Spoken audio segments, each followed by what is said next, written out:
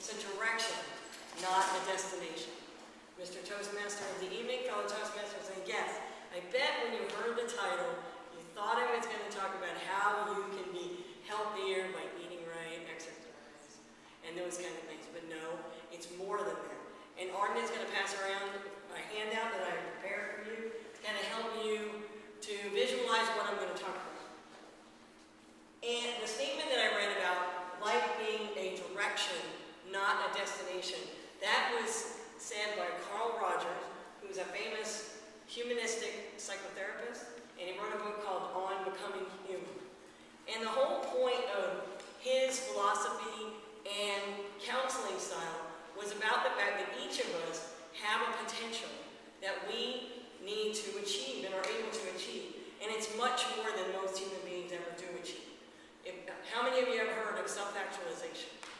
Self-actualization, the Air Force's military is great for self-actualizing.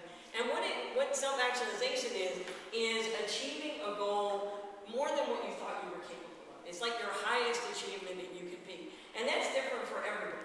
It might be winning a contest in Toastmasters. It might be becoming a parent. But we're constantly coming up with new goals and new opportunities for self-actualizing.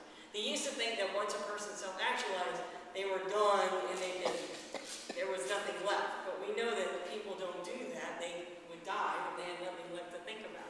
So what I've done is, in this visual aid, and you'll see that there's squiggly lines, and what that means is that it's a very fluid kind of thing.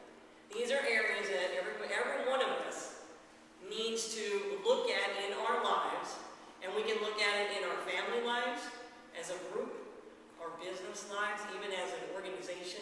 But these are the things that help us to become and have a healthy life.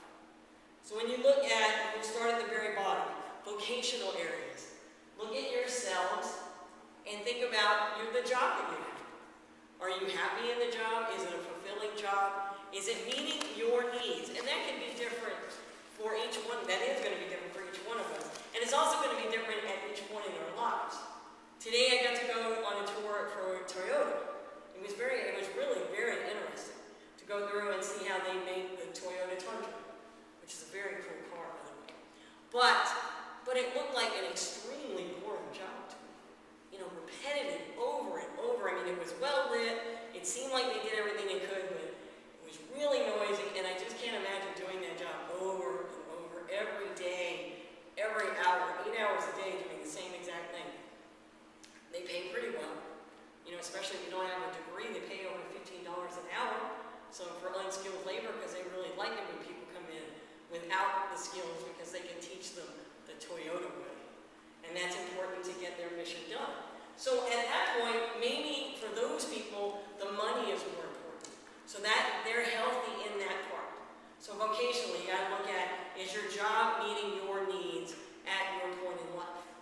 And if it's not, if you're completely unhappy in your job, you need to think about what you can do to change it. Relationships. Do you have any relationships? Are they healthy relationships? You can be married you have a significant other, but is it a good one? Is it one that you feel comfortable with and you're happy to be with that person? Or is it violent and even mentally, hostile? Then that's not a good relationship. Then it's not one that you want to be in, and you're not going to be able to achieve that healthy life. Do you have friends and a significant other? Now that's going to be really different for different people. Some people want a lot of friends. Some people feel like it's not enough just to have one. I need to have a whole circle of friends. I need to know a lot of people. So then that's going to be something that's going to be a problem for them and will cause them stress. For other people, they don't need a lot of friends. Maybe 1, 2, and even that's going to change in your life. I was thinking about mine when I was in the Air Force, or even when Mike and I first got married. Most of you know we've been married for 30 years, my whole life, pretty much. When we first got married, all the two of us wanted to be was together. I mean, we went to work, but when we were, in the evening, we were going to school, we took most of our classes together. So we had friends, but not really.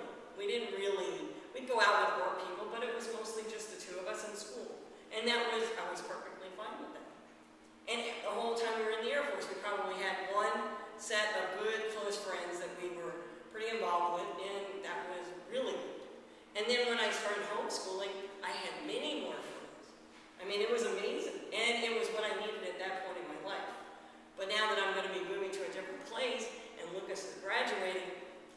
okay with